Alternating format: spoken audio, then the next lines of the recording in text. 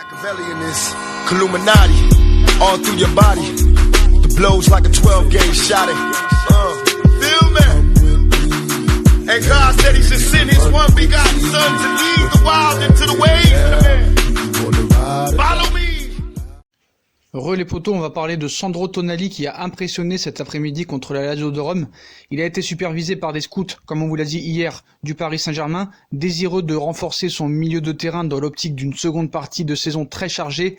Leonardo a jeté son dévolu depuis plusieurs semaines sur le milieu de terrain italien Sandro Tonali. Le Paris Saint-Germain va débuter son année 2020 ce soir avec un déplacement sur la pelouse de l'Inas Montlhéry pour le compte des 32e de finale de Coupe de France. C'est la première rencontre d'une seconde partie de saison qui s'annonce très chargée.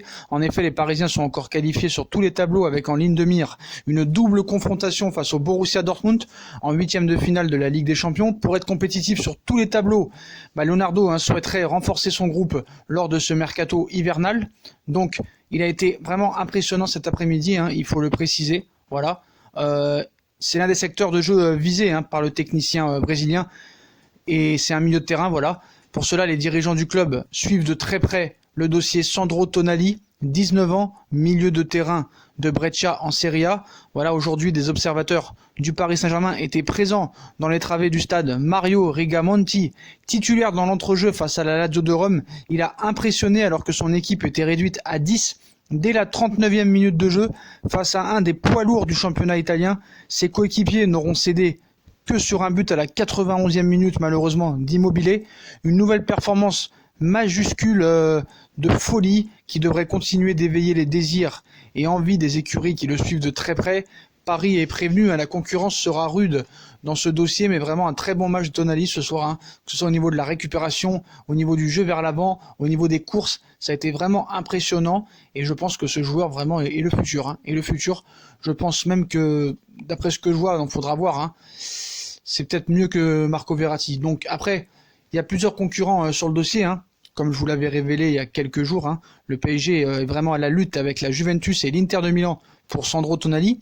Alors qu'ils viennent de recruter Dejan Kulusevski, les Bianconeri auraient calmé le jeu en ce qui concerne le jeune pensionnaire de Brescia. Voilà, ils peuvent pas, ils ont trop de joueurs, la Juve. Donc la Juve pourrait laisser la voie libre à Leonardo. Le PSG souhaite s'attacher les services de Sandro Tonali. Toutefois, le club parisien est loin d'être seul sur ce dossier. Voilà, Leonardo est en concurrence avec la Juve et l'Inter de Milan. Les coachs respectifs Maurizio Sarri et Antonio Conte ont d'ailleurs aussi font leur priorité. Ces deux clubs italiens sont en position de force sur ce dossier. En effet, Tonali privilégie en premier un départ chez les Bianconeri ou les Nerazzurri. Toutefois, la Juve pourrait battre en retrait sur ce dossier. La Juve de moins en moins emballée, surtout que c'est un peu cher pour eux aussi.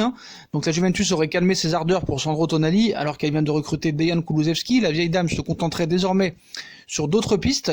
Malgré tout, Maurizio Sarri n'aurait pas totalement abandonné l'idée d'attirer Sandro Tonali vers Turin. Reste à savoir si Leonardo saura profiter de la situation. Moi, je lui fais confiance. On connaît ses talents de négociateur. On l'a vu par le passé, notamment avec l'exemple Marco Verratti.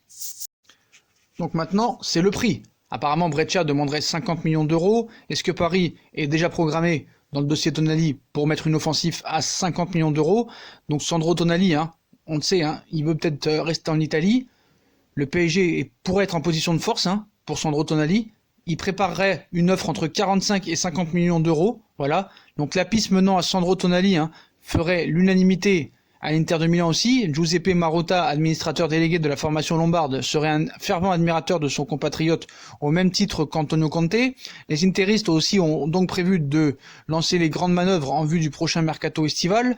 Le club désirerait attendre la fin de l'Euro 2020 pour se manifester auprès de la direction de Brescia, avec une proposition comprise entre 45 et 50 millions d'euros. Paris serait plus à mettre 35 millions, voire 40, mais pas 50. Donc on sait que Brescia fait monter les enchères. C'est leur droit le plus strict, mais voilà. Paris, je pense, peut rafler la mise, et je pense que Leonardo fera tout pour rafler Sandro Tonali pour qu'il rejoigne le Paris Saint-Germain.